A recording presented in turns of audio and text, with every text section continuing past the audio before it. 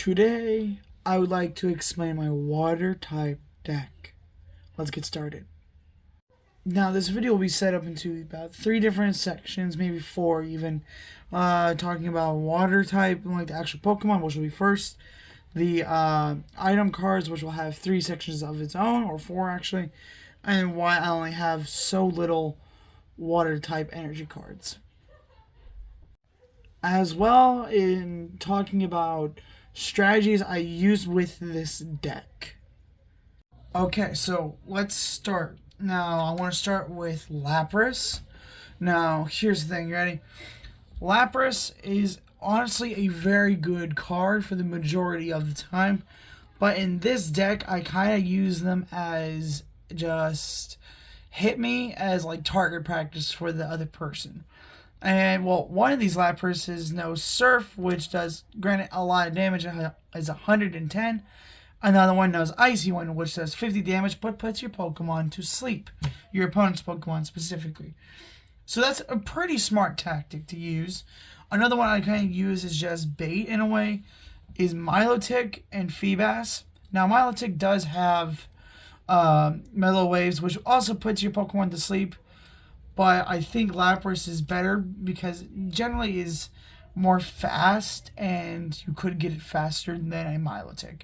Because you never know, Milotic might be the bottom of your deck, or you have a Feebas first.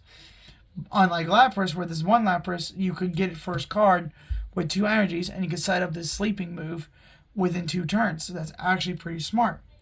Now next I want to talk about is Staryu and Starmie. I do have these two also as kind of just hit me kind of thing for some of these others, but they're also pretty good cards as well, because Starmie knows once Space Beacon. Once during your turn before your attack, you may discard a card from your hand. If you do so, put 2 basic energy from your discard pile into your hand. Now this is one of those Pokemon I'm going to talk about in the strategy. I'm going to put it over there. Now I'm going to talk about Gyarados and Magikarp. Once again, Magikarp and Gyarados are kind of just that throwaway Pokemon, but then again, Gyarados does have Aqua Tail. For each coin, we have flip a coin for each water type energy attached to this Pokemon. If this attack does 30 damage for each heads. So you could have 6 or 7 or 8 or 9 energy on this Pokemon, flip 9 coins, and all 9 of them are heads if you're lucky. And you do 9 times 30, that being 270 damage off the get-go. That's a lot of damage. It could knock out some like some EXs or Vs, kind of like this EX Glycopod right here. But that's a smart move with Gyarados. But that's a lot of setup for something so small. Then you have Kyogre, which is one of the ones that's kind of a strategy one I would use as well. It has Wave Summons. For each, search your deck for what? A water type energy card and attach it to this Pokemon. If you do, shuffle your deck. You attach 1 energy to the Pokemon, guess what? You have another energy. You can put 2 energy on that Pokemon at a time, and I'm making it to the point where it's actual big move, dynamic wave. Put 3 energy attached to this Pokemon to your hand. This attack does 180 damage to one of your opponent's Pokemon. Now, granted, that's a smart Pokemon to use, especially if you have it all the way set up, because then you can hit your Pokemon on the bench or the Pokemon in the active spot. So it's kind of a smart thing for 3 energy back into your hand and not into the discard pile. That is generally a very smart move. The next Pokemon I want to talk about is Vanillite and Vanillish. Now, granted, I do not have a Vanillish at all. Vanilluxe. I have a Vanilluxe, but I don't have a Vanillish, which does suck, especially when you have a Vanilluxe, when Vanilluxe can be a pretty good card. Now, I want to show you this card now, and I'm going to take it out later, but this is a rare candy. A rare candy basically just lets you skip an evolution, so it can go from Vanillite to Vanillish, to Vanilluxe. So I have 2 of these in my deck, which is smart, so if you don't pull one first, then, oh, okay, cool. But you have both of these in your hand, keep both of them in your hand until you have the rare candy. Once you have the rare candy, put it on there. Now you have a Vanilluxe. A Vanilluxe only costs 2 energy to set up, which is actually really, really cool and really, really insane for 110 damage. Is a very smart tactic to use. Now, in my personal opinion, if you have this Pokemon down and it's set up and it's ready, it's 150 HP, and you hit him with 110, it's against a semi-weak opponent, his ability can kick in, with it being your opponent's Pokemon that has 40 or less HP remaining can't attack. So, if they don't have 40, if they have less than 40 HP left, and you have something that to the point where they can't retreat, just sit there and collect cards and set up the rest of your Pokemon. And if this dude does end up getting energy to hit you, let him hit you. He's got 150 HP. That's a decent Pokemon. Especially if it's a small Pokemon or Pokemon they don't have set up, or use something that will break their setup in a way. So it's a very smart card to use, in my personal opinion. Now we are going to talk about Blastoise. Now Wartortle and Squirtle are just setup cards. You can have more than one and have this as your main card, but I don't really care. Now his large move, being Hydro Pump, granted does a lot of damage. This attack does 30 damage for each water type energy on this Pokemon, with already 90 damage. So that's a buckload of energy being put onto this and doing a buckload of damage already. So if you have 4 water type energy on this Pokemon off the get-go, that does 40 or just 30 for each of those, so 120 damage plus 90. You can set this Pokemon up even more and do even more damage. But this is where it gets really, really important and really, really cool. Now his ability is Vitality Spring. Once during your turn, you may search your deck for up to 6 energy cards and attach them to the Pokemon in any way you like. Then shuffle your deck. If you use this ability, your turn ends. So, what this means is this card basically is a magnet for energies. If you have terrible luck and you can't draw energies like me, use this Blastoise. You get Blastoise down, guess what happens? You can literally magnetize 6 energy a turn. He also has 170 HP, so it could take a turn or 3 for them to knock you out. But if you just use the ability and don't put any energy on Squirtle or Wartortle, then guess what? You can just have a bucket load of energy and put it on any of the EXs or GXs or Vs, V-Stars or V-Maxes you have on your team and absolutely cook the person just because of this Blastoise with no energy on it. It's a smart idea that I really like using. Really, really smart. Now, the first of these special cards I want to talk about is Crabominable. Now, Crabominable is a very interesting card. He has 220 HP. He's a V, so he's automatically already a basic Pokemon, which is honestly a steal, especially with these Vs, making it a lot easier to get. Now, Triggered Avalanche, he has that. Discard the top 2 cards of your opponent's hand. Oh, sorry, not hand, deck. So you could literally probably just sit there and discard, and keep discarding for a few turns while they set up, and then you absolutely hit them with Destroyer Fist, or with Destroyer Punch, not Fist. This attack does 60 more damage for every damage counter on your opponent's Pokemon. So what you could do is literally just damage their Pokemon one time with that move. Wait for them to set up that Pokemon, and then hit them again. And you really make your opponent mad. I think it's a smart idea to be a jerk and a really cool person at the same time. Now we have Gliscopod. Now, this is not my only Gliscopod. I have 2 Wimpods. I suggest that if you want to use a Gliscopod EX or anything of the sorts, always carry 2 of its first stage. It's a good idea just in case, so you have both of them down, but you're trying to get this, and you finally evolve one. Guess what? You evolved it. Cool. And say it gets lost, and you can get it back with certain items, put it on the other one. It's a smart idea, and just not just a 1 and done. Have it at maybe a 1 to 2 done kind of thing. It's a really cool idea. Do suggest it. Now, I do have another Gliscopod that knows the first impression. So 20 plus. If this Pokemon moves from your bench to your active spot, it does 90 plus damage. So that's 110 damage for 1 energy. I honestly think if you have like a tiny little Pokemon and you have a Wimpod, you throw out Wimpod, and like you have Wimpod in there, you put energy on Wimpod. you have another Pokemon out there, you put energy on them, pull them out, put it in Gliscopod. Once you get Gliscopod, 110 damage to their maybe 100. That is absolutely insane. Automatically off the bat, first move. It's a genius strategy, and then set them up for Slash, and you're good for life at that point. But then I want to talk about this Gliscopod. This Gliscopod is a very interesting Gliscopod. I recently got this like last year. It knows Aqua Blade, 70 damage for 2 energy. And then it knows Swing and Skedaddle, 170 damage. Now, I want you to think about this. Palkia GX right here, that is his entire health in one hit, basically. Especially if like Expert build on, it does 10 more damage or something. It's a good idea to use. Honestly, it really is. Discard energy from this Pokemon. If you do so, switch it with one of your bench Pokemon.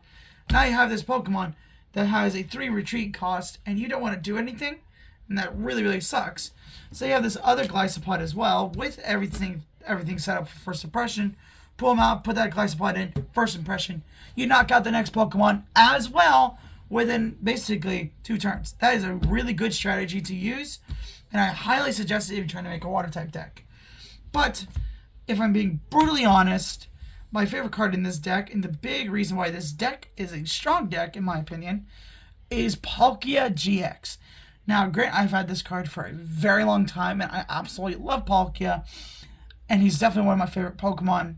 Fortunately, I don't have actually a card of my favorite Pokemon, but this is still a very cool card. Now, hear this. Ready?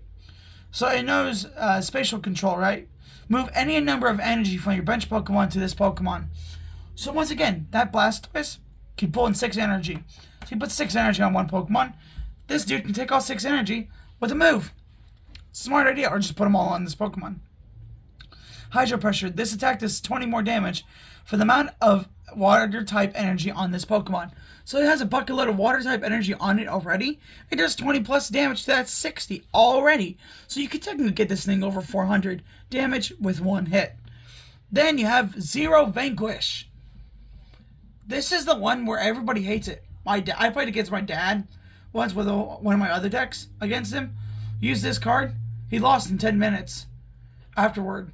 It was a slaughter fest at that point.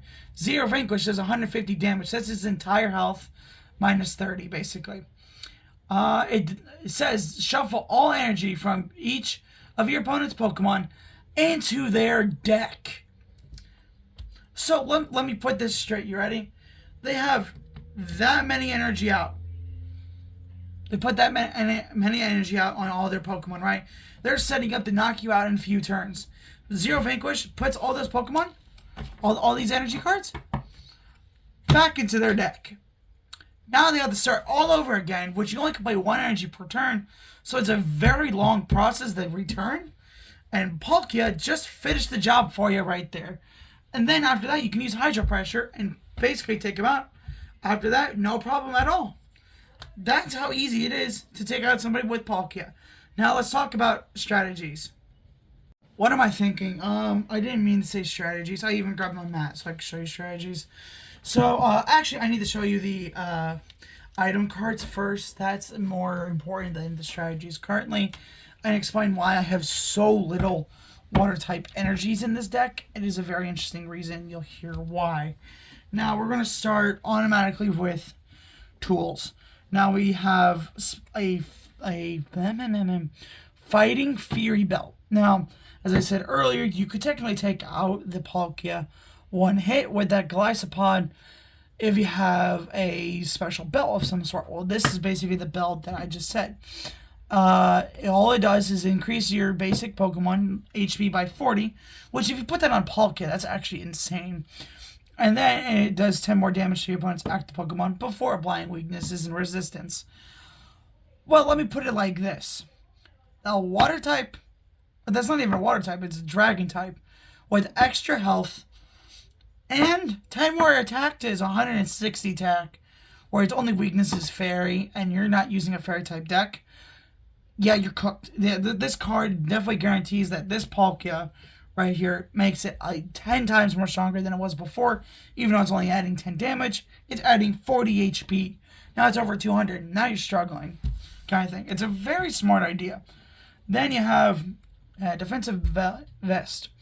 Now this, if your Pokemon if you have more prize cards than your opponent, the Pokemon this card is attached to takes 40 less damage.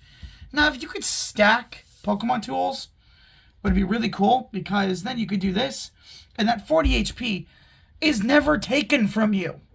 Never once. Because if they hit you with 40 damage, they try taking out this Pokemon, it's blocked by that, but it's not. But either way, without that, put this on Palkia, they try hitting you with 50 damage, you're only taking 10. It's actually really, really smart. And I really do suggest you put stuff like that on it. Then you have Sparkling Robe. This one is actually really, really smart. If you do not know what a Sparkling Robe does, the Pokemon this card is attached to can't be affected by special conditions. Once again, when you use Palkia, you put that on Palkia, now he can't get poisoned, paralyzed, or anything like that. Or you put it on Golisopod, I'd say it's electric type deck you're facing, can't get paralyzed now. Guess what? Now that guy's cooked. In a way. Now you also have super effective glasses. When applying weakness to damage from the attacks of the Pokemon this card is attached to done to your opponent's active Pokemon, applied by 3 times instead. So, say you're going up against a fire type deck and you have this Golisopod out, and it's like 300 HP, because I know there are some cards out there that are 300 HP. I have one. But you're like, okay, it's 170 damage, so that's not going to do a lot. And it's 2 times the amount, right? So 20 extra damage normally is how you would consider it. 20 extra damage. That's 190 damage done to that Pokemon. But times it by 3, it's 30 or 40 times. Or 40. So it's a lot more than it was before. It's 30 to 60 times. Or not, I don't think it's 60. I think it's 30. But basically, it's just a lot more than the weakness would be. So it increases the weakness by at least 10 HP. So it's a good idea to use against somebody. It also depends on what and who you're facing in a way. Then you have Choice Belt. Of course, why would you not have a Choice Belt in your thing? The attacks this Pokemon does essentially is 30 more damage to your opponent's active V. Once again, it depends on who you're facing. If they have a V Pokemon, you put that on a Pokemon that's strong enough to take out a V, add that, and they have a boost already, you'll have an even higher chance of taking them out. It's a smart idea for the most part. Now, this year, basic Pokemon does not a GX. This is a Cape of Toughness. Now, that means you could put it on EX, or you could put it on V. That's another, 50 HP? So making that over 300, that is an absolute beast at that point. Some of these tools are very, very smart to use, and I really do suggest using tools a lot more often than most people do, because tools don't seem to do much, but they really affect the entire rest of the game. It's a good idea. Now, oh my god, the box just fell. But now let me talk about my next thing. So that is the supporters. So the supporters are very, very important. Now I'm going to explain why some of these supporters are very important and what they're going to do for you in this game. Now, I want to start off with probably the biggest one, Fisherman. So let's say you do lose your Golisopod EX, according to my deck, right? Well, this is what the Fisherman does. Put 4 energy cards from your discard pile into your hand. So this dude lets you retrieve 4 energy cards from your hand. So that's 1, 2, 3, 4 cards from your discard pile back into your hand to where you put on your Pokemon. That's actually very, very smart, especially if you lose something big or something small that has a lot of energy on it. And you don't want to waste your energy. Now, this one, I'm not going to try pronouncing your name because I like Pokemon Go too much, so I'm not going to pronounce your name, but you can see the card. You can probably read the card. So, I'm going to say this. Draw 2 cards. If you drew the cards this way, flip a coin. If heads, attach water energy from the discard pile to one of your bench Pokemon. Once again, if you do that within 2 turns, that's another 2 water type energies. You just retrieve 6 water type energy cards from your discard pile, and now you're basically saved at this point. And her card allows you to attach them. Not just take them, but attach them. That makes so much sense. Then You have, once again, I have too much respect for this game, so I'm not going to try pronouncing any names unless I know how to pronounce them. Search your deck for 1 basic EX or 3 basic Pokemon, except for Pokemon EX, right? So you can't go searching for a basic EX, right? You can't go searching for an EX. But they don't mean Vs or GXs, or the card would say it.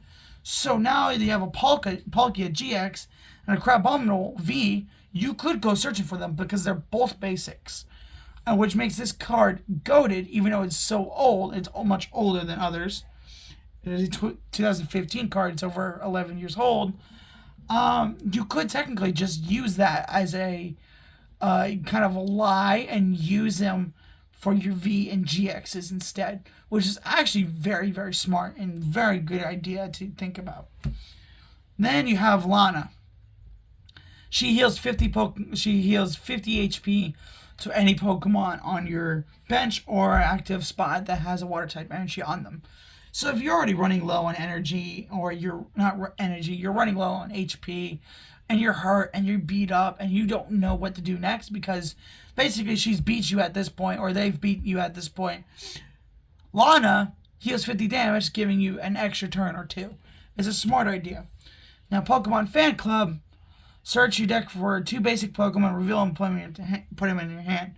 Once again, you could search your deck for the Crabominable and Palkia V, because they're basic Pokemon, giving you 2 goated cards in the very beginning of the game. It's a very smart idea. Now, Professor Kukui, draw 2 cards during this turn. Your Pokemon does 20 more damage to your opponent's active Pokemon. I cannot speak today, apparently. I've had issues on my life today as well. But basically, that just increases your damage. That's not including the belt that you have or something like that on your Pokemon. It just slightly increases your damage. So maybe with that belt on, it increases it not 20 damage, but 30 damage. There's a lot of damage already done with just a normal attack, but you add those 2 on it, it's another 30 damage, doing a lot more, not implying weaknesses and resistance, which is insane. Now, if they're weak, like they're a fire type, then man, they're really having a bad day. Now, I obviously have, I think, more than 1 energy search on here, because you need to have energy at some point in your game. You already got a Blastoise that can basically find all the energy for you, along with the energy search card. That's actually a good idea to have on your team, or not on your team, in your deck. Now, this, like I said, don't want to pronounce it. That's another energy search right there. Basically, if your Pokemon, even more prize cards, if you can use this card if you have more prize cards than your opponent.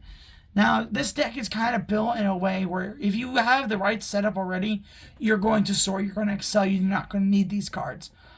But if you do end up needing these cards, it heals 60 damage to one of your Pokemon. It's actually very, very smart. Now you have the Counter Catcher. Once again, it is only if they have more cards than you, or more prize cards. But basically, it just switches out your Pokemon or their Pokemon with another bench Pokemon.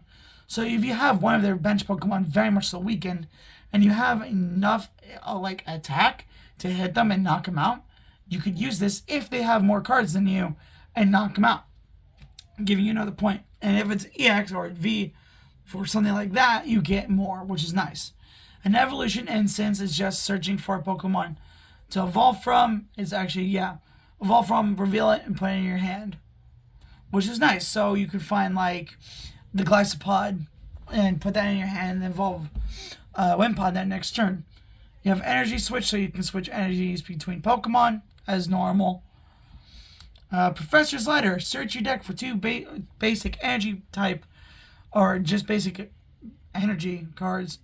Reveal them, put them in your hand, and shuffle the deck afterwards. Once again, you can never not have enough cards to go find yourself energy, because energy is the most important thing in this game. Not the Pokemon, the energy. It is a very smart choice to do that. Then you have Nest Ball, which allows you to search for a basic Pokemon. Once again, the Crabominable and the Palkia. Smart. Now, Tactical Machine Evolution. You can search for 2 evolution Pokemon and evolve them both that same turn if you play this. But it costs 1 energy, which I think is very much so worth it, and if I'm being brutally honest. especially with some of the other cards you could use to get the energy back. Then you have the stadium cards. This is basically, let me read it. Ready? Whether whenever any player attaches an energy card from their hand to one of their non-water Pokemon, put 2 damage counters on it. 2 damage counters is equal to 20 damage. So if you're playing against a electric type deck, because water's weak against electric, and sometimes grass and steel, some cards, it just depends. And you play that, right? Well, now they're forced to put 2 damage counters on whatever Pokemon they have in their bench or their whatever Pokemon they put the energy onto, which makes it a lot more brutal for you, or a lot more brutal for them trying to face you, because now they're constantly taking 20 damage just to try to beat you. Now, of course, they could have a card that gets rid of stadium cards, but that's very likely, but not likely at the same time. Now you have Rough Seas. This one I've had it for a little while as well. Once during your turn, the player may heal 30 damage from their water electric type Pokemon. Now, if you're facing a water type Pokemon trainer with you having water type, it really doesn't do much. If you're fighting an electric type dude, that's not going to do much. But if you're fighting like a fire type dude, and you have both of these down, you're not healing. You're healing and hitting at the same time once per turn if they have energy, which actually makes it a lot harder for them to do anything, because now they're actually pinned down because of the type advantage, the healing, and the damaging from putting energy on Pokemon. So it's a very good idea, especially if you're going up against a fire type or ground type or something like that. Now, Parallel City, I said in my last video if you watched it, I like using Chaos City or Chaos Tower or whatever it is, and this one as well. Because what it does is, if you choose the red side, any damage done by attacks from this player's grass, fire, or water type is reduced by 20. So once again, you have this down with these 3. If you just so happen, because you can play any, I think it's any amount, if I'm not mistaken, you're taking 20 less damage from that fire type Pokemon. You're healing from that fire type Pokemon, and you're hitting that fire type Pokemon all at the same time, making it really, really hard for your opponent to do absolutely anything against you. Now, if you flip it the other way, it does say that the player can't have more than 3 bench Pokemon if it's facing that direction, limiting them down to 4 Pokemon at max. Now, that doesn't mean that the prize cards are going to be at 4. It just means the Pokemon they can have on the field at once is 4 and only 4. So, let's start with strategy number 1. Now, this is your hand currently. You have Professor's Letter, 2 energy searches, and a Fisherman. Now, this can happen within the first couple of turns. Now, does it seem realistic? Not really, but it could happen. So, what are you going to do? You have 3 Pokemon down, and none of them are set up at all. You really can't do anything. You want to get that Blastoise, but they have Vanillish Vanillux and Wimpod. You want that freaking Gliscopod, because the Gliscopod's jacked and kind of thing. Well, this is what you're going to do. So you're going to play Professor's Letter, put it in your discard pile, Energy Research, and then the other Energy Research. Now you can go into this deck. I made it only the water type Pokemon energy cards. You can take out not 2, but 4 energy cards. That's 4 energy cards going straight into your hand. Then you play Fisherman. Now in this deck already, I had preset this up. There are 4 energy cards because of something. Let's say you had, I don't know, Squirtle, even though it doesn't seem realistic because Wartortle's there. But say you had Squirtle, had 4 energy on him, and he got knocked out. You use that, leave the Pokemon there with the Fisherman, and you take those 4 energy. Now, for your next 8 turns, you have 8 energy in your hand. It's actually insane what you could do with just a few cards. Now you have 8 energy in your hand. And that means you can set up every single Pokemon here in any way you like. Now, next one I'm actually going to go right into is probably going to be the Blastoise one, which will be super simple because I only have a deck right now of energy cards. And as you can tell, I did not explain why I have so little energy cards. Is because I don't need to have multiple energy cards. I don't need to have 20 energy cards because I have so many ways to grab energy and then retrieve it back. So I don't necessarily actually need to have super amounts of energy cards like 20 or 23. All I need is necessarily 14 because that's going to be enough with some of these Pokemon. Like this Pokemon, Vanillix, only needs 2. So why would I need 20 for something that only needs 2? And it's a final stage. That's something big. Palkia is the largest card, who needs like 5 to use. But then that's where something like Blastoise comes in. Blastoise comes in. You put that on. Now that turn, you can go searching for 6 water type cards. 1, 2, 3, 4, 5, 6. And attach them to a Pokemon any way you like. Now, Wimpod is down, right? But let's say within that turn, you drew none other than Palkia himself. Yeah, 6 cards. Now, any way you like, you can go 1, 2, 3, 4, 5, 6. Now, all of a sudden, Palkia is already, you just put Palkia down, 100% set up. Palkia is already ready to hit. So now, all you need to do is either wait until Blastoise is dead, or they switch, or you switch. Which then, the next turn, you could just literally do it all again. And 1, 2, 3, 4, 5, 6. Put 3 energy onto Blastoise. Yes, granted, that ends your turn. They hit you again. You have 3 in here. You can put 1, 2, like that. Switch them out. Put in Palkia. Hit them. There you go. Palkia has already taken the lead and has already started to win. Just because there's 1 Blastoise in 2 turns, finding you 12 energy. That is actually crazy. And I mean, that is actually crazy. Now let's switch our attentions to Gliscopod. These are the 2 big cards of the deck. If you have not noticed, Crabominable is kind of an extra that was just a really good idea to put in there. But Gliscopod and Palkia are the big ones. I'm not going to talk about Palkia probably for the rest of the video, but I will show you how Gliscopod will become very, very useful very, very fast. Now, granted, there are multiple ways you can use the Gliscopod card and multiple ways you can set up his victory. But for this strategy, you put the Fighting Fury Fest on, increasing his HP by 40 and his attack by 10. That makes him 310.